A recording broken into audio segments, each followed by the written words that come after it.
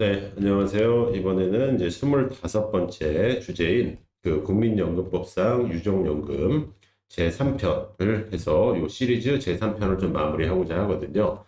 3편은 아마 그 러닝타임이 그렇게 길지는 않을 거예요.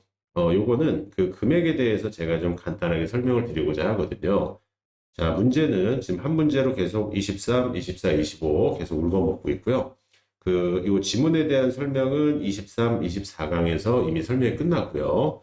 그 금액에 대해서 실무적인 내용을 한번 설명을 드려볼게요. 자, 유족연금을 받을 때 얼마를 받습니까? 라는 질문을 그 공인노무사로서 굉장히 많이 받아요. 이것도 상담을 하다 보면요.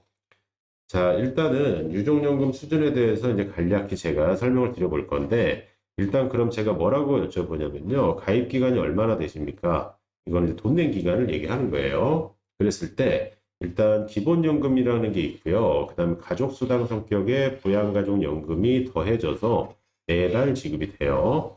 근데 이 기본연금 금액이라고 하는 거는요. 기본연금액이라고 하는 거는 원칙적으로 가입 기간이 20년, 20년인 사람이 받을 수 있는 값을 100%로 잡는 값을 의미해요. 자, 그러면 예를 들어서 20년을 받은 사람이요. 지금 한 20년을 가입을 했어요. 20년을 지금 가입한 게 100%로 나와요.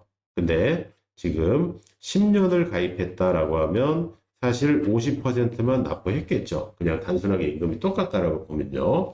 자, 그런데 10년을 납입하신 분이 만약에 그 사망을 했어요. 자, 사망을 하게 되면은 여기 10년 이상 여기에 걸리죠. 그러면은 기본연금 금액이 지금 20년 납의 어떤 그 연금급여를 얘기하는 건데 그거에 50%가 나와요. 이 부양가족연금액은 일단은 잠깐 빼시고요. 자, 생각을 한번 해보세요.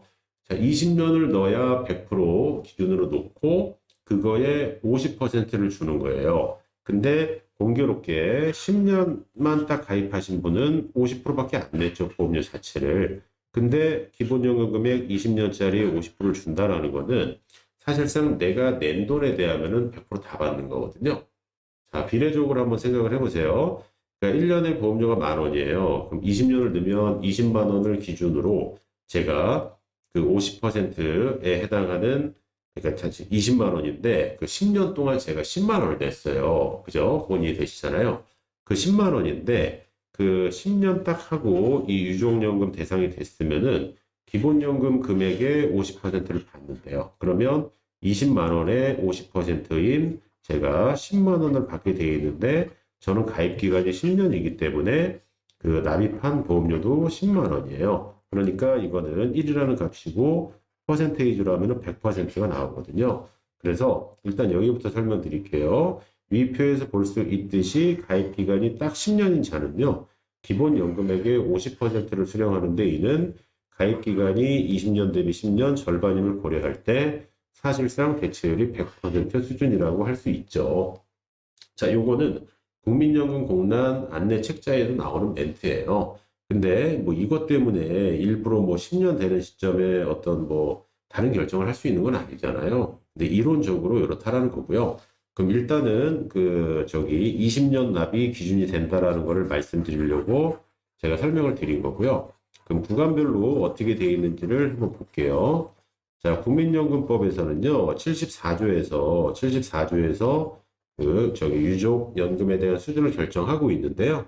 요거는 일단 법에서는 천분율, 천분의 400 이렇게 규정을 하고 있는데 보통의 이제 안내 자료에서는요. 기본 연금액 대비 그러니까 20년 납했을 때 받을 수 있는 100%를 기본 연금액 대비 40%에서 최대 60%까지 적용하는데 구간은 10년 미만, 10년 이상, 20년 미만, 20년 이상이고요. 20년 이상 했을 때 60%의 그 퍼센테이지를 갖고 와요. 그래서 획일적으로 60%라고 돼 있는 어떤 문제나 지문은 잘못된 거예요.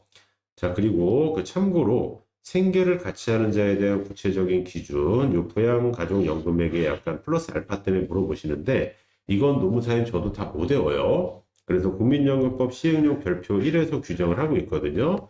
굉장히 길어요. 그래서 일일이 좀 찾아봐야 되는데 이런 경우는 이제 당연히 시험에서 내기 어려워요. 근데 제일 많이 물어보시는 경우는 뭐냐면, 자, 부모님의 경우에 반드시 주거를 같이 해야 되느냐, 이걸 많이 물어보거든요. 그러면은, 일단 주거를 같이 하게 되면은 당연히 생계를 같이 하는 자로 100% 봐요.